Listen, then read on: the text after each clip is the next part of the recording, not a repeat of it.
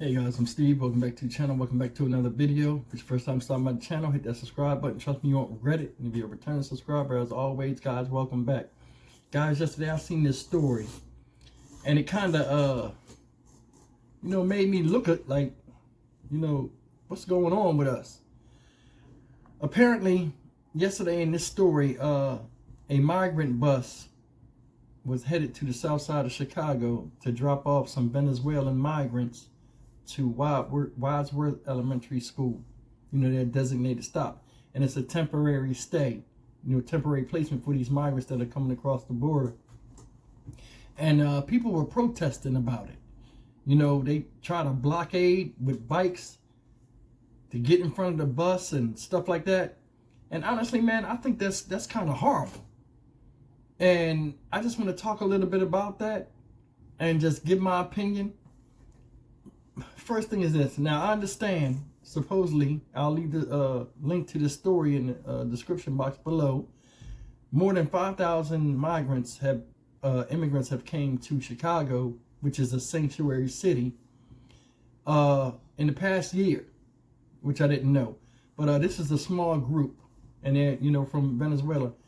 And people were protesting, and part of the protest, they were saying, they already have high crime there. They're already dealing with gentrification, neighborhood gentrification, and they're also dealing with increased homelessness. Now, supposedly, these migrants will be sharing sanctuary with some homeless people as well. My thing is this. I don't know where this neighborhood is, and I don't know the race of people in the neighborhood or the social class in the neighborhood. Most likely, they said high crime is probably the hood somewhere.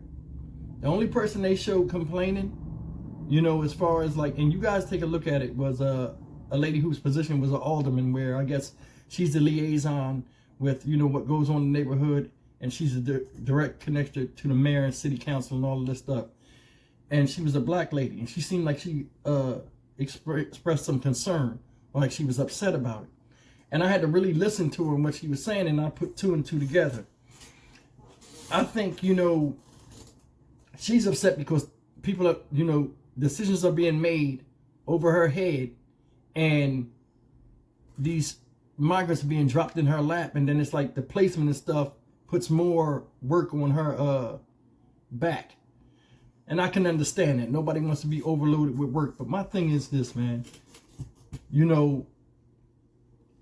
Human beings have been subject to oppression for years.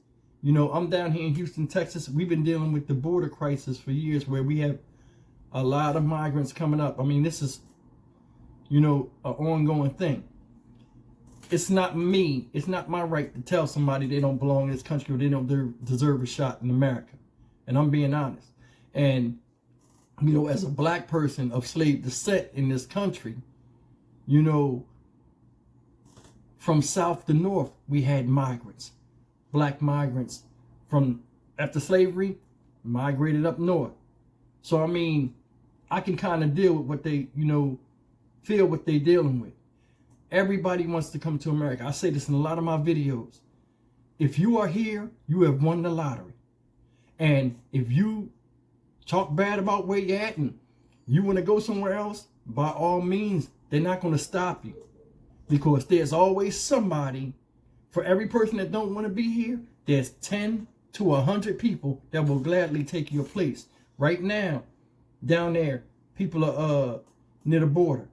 People are sleeping outside and up against gates where they can see freedom, or what their perception of freedom to a new life is. Me or anybody else here, unless they are Native American, don't have no right to get mad at somebody to want to be where we are. And that's real. That's real. When we as black folk migrated up north, for a better life, better opportunity, and things like that, we came across people that protested us being up there along the way. We ran into people that tried to keep us in the South because they thought slavery was going to be restored. So, I mean, in the act of being empathetic, man, I understand. These people are coming from another country. A lot of them don't speak English.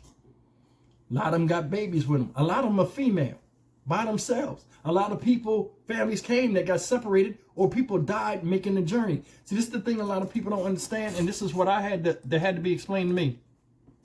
These people are from Venezuela. Venezuela is not Mexico. Mexico is the biggest part, you know, besides Brazil, in South America, right? These people trekked on foot hundreds of miles, thousands of miles to get to where they are. They got enough on their plate, man. And you know, sometimes, you know, we need to sit back and think about the situation.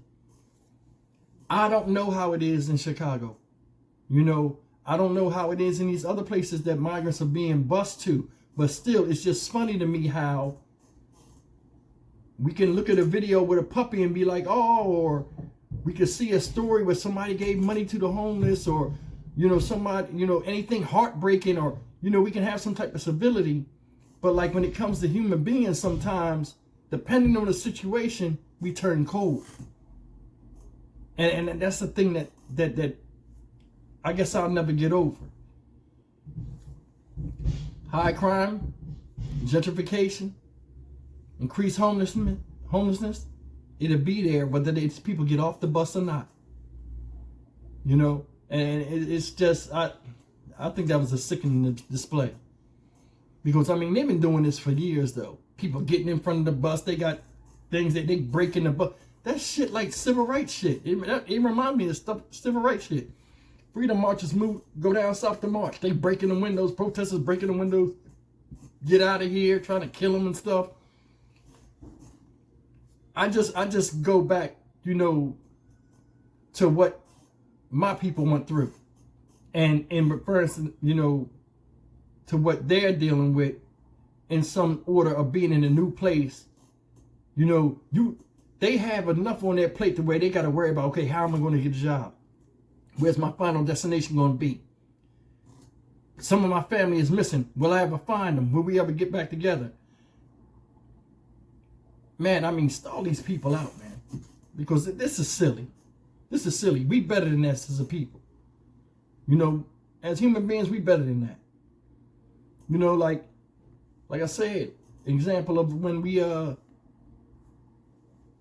lot of people from Florida, a lot of people from the South, you know, went up north, they faced opposition. What about the Trail of Tears when the Indian, Native Americans was marched out, you know, across the plains and all of that stuff? That's a migratory situation. It's pain, man. These people is under a lot of pain.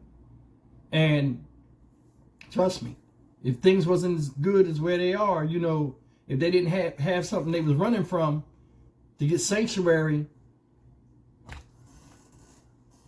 I mean, it's nothing you can do.